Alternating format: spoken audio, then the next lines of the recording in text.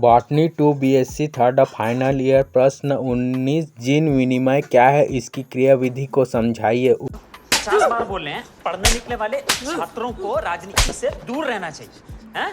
अबे पढ़ाई लिखाई में ध्यान लगाओ, आईएएस बनो और देश को संभालो। उत्तर, क्रॉसिंग ओवर। क्रॉसिंग ओवर एक जोड़ी समजात गुणसूत्र के क्रोमैटिड से संगत खंडों में जीन विनिमय के फलस्वरूप संलग्न जीन में पुनः संयोग की प्रक्रिया को जीन विनिमय क्रॉसिंग ओवर कहते हैं। मॉर्गन के अनुसार संलग्न जीन वंशागति के समय F2 पीढ़ी से केवल पैतृक संयोग ही बनाते हैं तथा गुणसूत्र पर उपस्थित सभी जीन पीढ़ी दर पीढ़ी एक समूह में वंशागत होते हैं, परंतु कुछ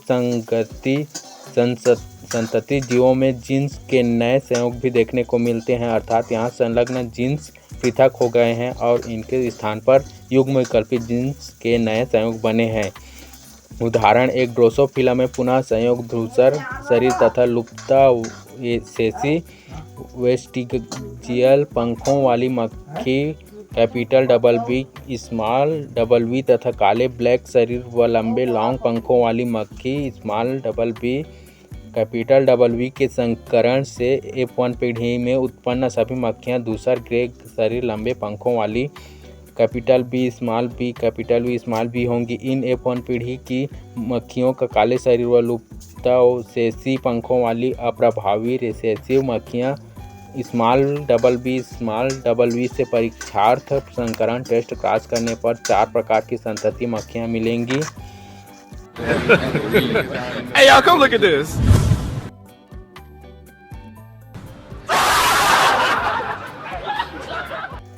एक धूसर शरीर लुप्ता और सेसी पंखों वाली 41.5%, 2 काला शरीर लंबे पंखों वाली 41.5%, जनकीय 83%, 3 काला शरीर लुप्ता और सेसी पंख 8.5%, 4 धूसर शरीर लंबे पंख 8.5%, नए संयोग 17%। क्रॉसिंग ओवर इस प्रकार जीन्स का पुनः संयोग या नए संयोग 17% संततियों में अभिव्यक्त हुए हैं।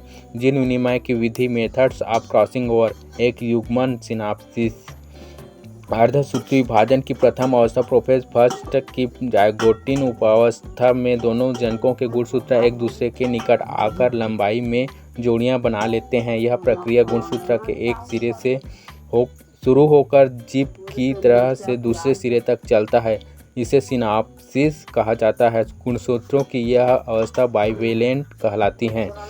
ये बड़ी अच्छी बात कही आप।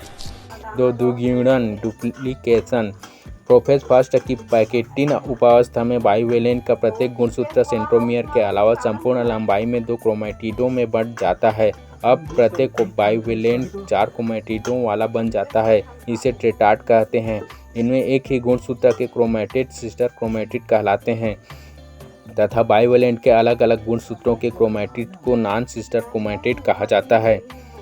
3 जीन विनिमय क्रॉसिंग ओवर, प्रोफेज फर्स्ट की डिप्लोटिन अवस्था में जब युग्मित गुणसूत्र अलग होना प्रारंभ करते हैं तब भीतरी क्रोमैटिड कहीं कहीं पर एक दूसरे को क्रॉस करते हैं। इन क्रॉस वाले बिंदुओं पर क्रोमैटिड के टुकड़ों में विनिमय होता है, जिससे बाइवेलेंट गुणसूत्रों के चारों क्रोमैटिड में से अंदर वाले नॉन सिस्टर क्रोमैटिड के बीच उनके कुछ भागों की अदला बदली हो जाती है। इस क्रिया को जीन विनिमय कहते हैं, जबकि दोनों बाहरी नॉन सिस्टर क्रोमैटिड अपनी मूल अवस्था में रहते हैं। ये देखो कैसे बत्तीसी दिखा रहा है ससुरा।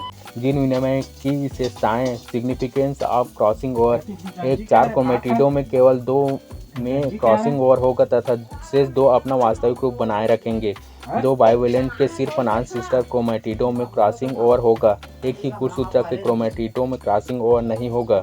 3 क्रियाजमेटक की संख्या बाइवेलेंट की लंबाई पर निर्भर होगी, अर्थात गुणसूत्र जितने लंबे होंगे उतनी ही अधिक क्रियाजमेटक बनने की संभावना होगी। 4 गुणसूत्रों पर जीन्स जितनी दूरी पर स्थित होंगे उतनी उनकी क्रॉसिंग ओवर के द्वारा पृथक हो जाने की संभावना होगी।